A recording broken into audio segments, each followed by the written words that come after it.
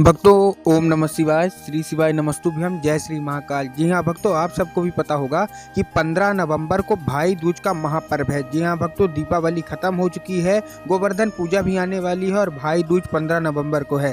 तो ऐसा हम कौन सा उपाय करें, बहनें कौन सा उपाय करें, माताएं अपने भाई के लिए कौन सा उपाय करें, और जितनी भी बहनें हैं भारत में वो ऐसा कौन सा उपाय करें कि उनके भाई की उन्नति हो, उनके भाई का जो विकास है वो बढ़ता जाए। तो इसके लिए मैं आज आपके लिए उपाय लेके आया हूँ। पूज्य गुरुदेव की ही कथा सुन के और बहुत अच्छे से समझ के आपको उनको मैं उपाय बताने वाला हूं। तो उपाय को ध्यान से सुनिएगा, वीडियो के ध्यान से देखिएगा, पूरा सुनिएगा। उपाय अच्छा 100% लगेगा और आप ये जो उपाय कर रही हैं पूज्य गुरुदेव की ही कथा सुन के और बहुत अच्छे से समझ के मैं आपको बताने का प्रयास करूंगा। तो चलिए मैं आता हूं उपाय में। 2-4 उपाय मैं आपको बताऊंगा कि कैसे क्या जो बहनें हैं वो अपने भाई के लिए क्या कैसे करें। लेकिन उससे पहले चैनल पर पहली बार आए हैं तो वीडियो को लाइक करके चैनल को सब्सक्राइब कर लें, ताकि पूजनीय पंडित प्रदीप जी मिश्रा के रोज जो नए उपाय हैं वो आपको सबसे पहले प्राप्त हो सके। तो सबसे पहले तो देखिए, जितनी भी बहनें हैं अपने भाई को हल्दी के तिलक लगाना है, हल्दी और चावल का। इस चीज़ का आपको अत्यंत ध्यान रखना है। बहन जितनी भी बहनें हैं वो जब भाई दूज के दिन अपने जो पूजा पाठ करेंगी, उसके बाद जब भाई का श्रृंगार करेंगी तो सबसे पहले चावल और हल्दी मिला के भाई के सिर पे आपको तिलक लगाना है। क्यों? क्योंकि उससे कहते हैं कि जो रक्षा होती है जो भाई दूज की वो बढ़ जाती है। तो पहला उपाय आपको ये करना है। दूसरा उपाय, जितनी भी बहनें हैं जो कि शादीशुदा हो चुकी हैं, ये मैं शादीशुदा औरतों के लिए बता रहा हूँ, जिनकी शादी हो चुकी है, वो प्रत्येक रूप से अपने भाई को अपने घर बुलाएं भाई दूज के दिन और भाई को खाना खिलाएं।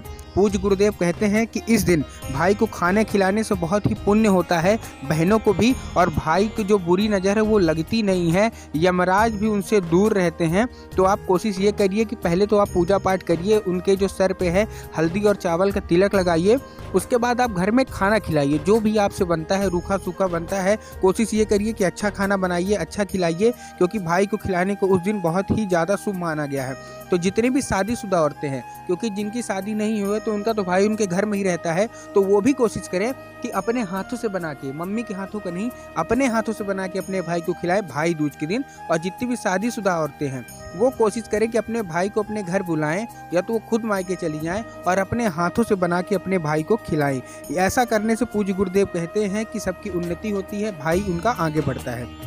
अब आपको क्या करना है, जितनी भी बहनें हैं, सबसे खास उनके लिए उपाय मैं बता रहा हूँ। जितनी भी बहनें हैं, शाम के समय आपको क्या करना है, एक चौमुखी दीपक लगाना है। चौमुखी दीपक कहाँ लगाना है? अपने घर में ही लगाना है। और उसके बाद एक काम करना है जो ज़्यादातर लोगों को नहीं पता, जितनी भी बहनें हैं ध्यान से सुन लें। आपको क्या करना है, आपको लेना है मिट्टी का एक चौमुखी दीपक। चौमुखी दीपक का मतलब आप समझ गए होंगे, जिसके 4 मुख रहते हैं। तो आपको लेना है एक चौमुखी दीपक और दिया जला के, तेल से आपको दिया जलाना है और दिया जला के आपको बाहर चले आना है, घर के बाहर। क्यों? क्योंकि यमराज के नाम से चौमुखी दीपक आपने लगा के आया है। तो जब यमराज के आप नाम का चौमुखी दीपक लगा के बाहर आएंगी तो यमराज आपसे प्रसन्न होंगे और यमराज की जो भी दृष्टि है वो आप पे नहीं पड़ेगी। पूज्य गुरुदेव कहते हैं कि ऐसा करने से जो भी बहनें एक दिया लगा के अपने घर में शाम के वक्त, ध्यान रखिएगा प्रदोष काल में, प्रदोष काल किसको बोला जाता है? जब सूरज ढलने को हो और रात आने को हो, तब मतलब शाम के समय जो बोलता है उसको हम बोलते हैं प्रदोष काल। तो आपको भाई दूज के दिन इतना ध्यान रखना है, एक दिया, एक चौमुखी दीपक लगा के बाहर आ जाना है, ताकि यमराज की जितनी भी दृष्टि है, गलत नज़र है, वो नहीं पड़े। और पूज्य गुरुदेव ये भी कहते हैं कि जो कोई भी बहनें ये उपाय कर लेती हैं उनके ऊपर कभी भी शनि की ढैया नहीं रहती और शनि की 7.5 का भी असर नहीं होता। क्या नहीं होता? शनि की ढैया नहीं आती कभी, और जो शनि की 7.5 है वो भी कभी उनके भाई को परेशान नहीं करती। छोटे छोटे उपाय मैंने आपको बताए हैं, अभी 2 उपाय और हैं, ध्यान से करिएगा। अब देखिए, कोई भी उपाय हो वो महादेव के बिना अधूरा है। महादेव का उपाय अत्यंत जरूरी है, महादेव को खुश करना तो अत्यंत जरूरी है। तो देखिए, मैं महादेव के लिए आपके लिए 2 उपाय लेके आया हूँ। पहला धतूरा से करना है। कैसे करना है? देखिए, जितनी भी बहनें हैं, माताएं हैं, वो शंकर जी को अपना भाई मानती हैं। रक्षाबंधन में उन्होंने राखी भी बांधती हैं शंकर जी को। तो भाई दूज में ऐसा कौन सा उपाय करें शंकर जी के ऊपर कि शंकर जी खुश हो जाएं? तो देखिए, आपको लेना है एक धतूरा। अब आपको भी पता है भगवान भोलेनाथ को आप 56 भोग लगाएं न लगाएं, लेकिन बेल पत्री धतूरा तो उनको अति प्रिय है। उनको खाने से मतलब नहीं है, लेकिन उनको बेल पत्री ये सब चीज़ें बहुत पसंद है। तो आपको क्या करना है, आपको लेना है एक धतूरा। धतूरा ध्यान रखिएगा कि हरा भरा धतूरा हो, और धतूरा कहीं से कटा फटा टूटा धतूरा नहीं होना चाहिए। इस चीज़ का आपको ध्यान रखना है, मतलब खंडित धतूरा नहीं होना चाहिए।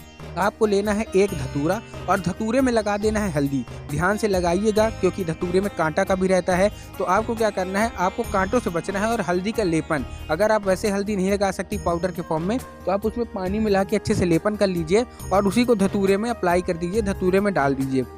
अब आपको क्या करना है, आपको भाई दूज के दिन सुबह या शाम कभी भी आपको एक धतूरा शिवलिंग के ऊपर अर्पित करना है और 2 मिनट तक उसको पकड़े रहना है। कैसे, जैसे शिवलिंग के ऊपर आप अर्पित करेंगे तो 2 मिनट तक पकड़े रहना है और उसी बीच अपनी जो भी मनोकामना है वो बाबा भोलेनाथ से मांग लेनी है। पूज्य गुरुदेव कहते हैं कि भगवान शंकर को जो कोई भी महिला, जो कोई भी बहन अपना भाई मान के एक धतूरा हल्दी का लेपन लगा के अर्पित करती है, भगवान भोलेनाथ उससे अत्यंत प्रसन्न हो जाते हैं और मन चाहा वरदान दे देते हैं, जो भी उसके मन में होगी, जो भी वो मनोकामना मांगेगी उतनी समय। तो ध्यान से करिए कि जितनी भी बहनें हैं मेरी सुन रही हैं, आपको एक धतूरा हल्दी के फॉर्म में हल्दी का लेपन लगा के ये उपाय करना है ताकि भगवान भोलेनाथ की कृपा आपके ऊपर बने।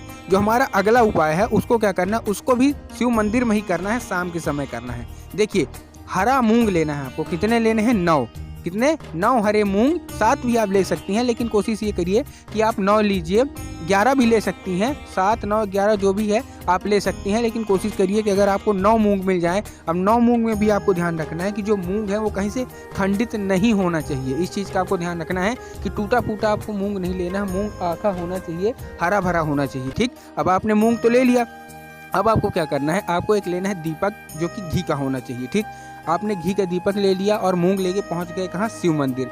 अब शिव मंदिर में आप जब दीपक जलाएंगी तो दीपक में ही उसको आपके जो 9, 7, 11 जो भी आपने मूंग लिए हैं उसको आपको डाल देना है दीपक में ही। जलाने से पहले आपको डाल देना है, फिर आपको दिया जलाना है। 9 मूंग आपने डाल दिए, अब आपने दीपक जला लिया। अब आपको दक्षिण दिशा की ओर खड़े होके, मतलब जहाँ जलाधारी रहती है उसके बिल्कुल विपरीत जो दिशा होती है वहाँ खड़े होके श्री शिवाय नमस्तुभ्यम का जाप करके उसकी अच्छे से आरती करनी है भोलेनाथ की। कहाँ से करनी है? एक दीपक लेना है, उसमें 9 मूंग डालने हैं, हरे मूंग होने चाहिए, इस चीज़ का आपको ध्यान रखना है, और भगवान भोलेनाथ की आरती करनी है और श्री शिवाय नमस्तुभ्यम का जाप भी करना है। पूज्य गुरुदेव कहते हैं कि जो कोई भी माताएं, जो कोई भी बहनें शंकर जी को भाई मान के ये उपाय करती हैं, पहला धतूरा का और दूसरा ये मूंग का, शंकर जी उनकी सारी मनोकामना अतिशीघ्र पूरी करते हैं और मन चाहा वरदान दे देते हैं। तो दोस्तों, आज जो मैंने आपको उपाय बताया उनको ध्यान से करिएगा। ये भाई दूज का मैंने आपको उपाय बताया है, जो कि 15 नवंबर को भाई दूज है। सुबह से शाम में आप कभी भी कर लीजिए। जो मैंने आपको तिलक का बताया उसको आपको भूलना नहीं है। सबसे पहले जब आप अपने भाई का पूजा करेंगे तो सबसे पहले आपको हल्दी और चावल का तिलक लगाना है। तिलक लगाने से यमराज दूरी रहते हैं, शनि की 7.5 प्रभावित नहीं करती, जो शनि की ढैया है वो भी प्रभावित नहीं करती। फिर जो मैंने आपको दीपक का उपाय बताया, तो जितनी भी बहनें इस चीज़ का आपको ध्यान रखना है कि आप जब दीपक लगाएं, चौमुखी दीपक अपने अंदर मंदिर में, जो भी आपका घर पूजा पाठ है, तो आप दीपक लगाने के बाद तुरंत बाहर आ जाइएगा। आप वहाँ बैठे मत रहिएगा। दीपक आपने लगाया और दीपक लगा के तुरंत आप बाहर आ जाइए। तीसरा जो मैंने धतूरा का बताया वो तो आपको शिव मंदिर में करना है। चौथा जो मैंने मूंग का बताया वो भी आपको शिव मंदिर में करना है और अपनी जो भी मनोकामना है वो मांग लेनी है। वीडियो अच्छी लगी हो, उपाय अच्छा लगा हो तो वीडियो को लाइक करके चैनल को सब्सक्राइब कर लें, ताकि पूजनीय पंडित प्रदीप जी मिश्रा के रोज ऐसे नए नए उपाय आपको सबसे पहले प्राप्त हो सके। मिलता हूँ अगली वीडियो में। कमेंट बॉक्स में हर हर महादेव जरूर लिख दें।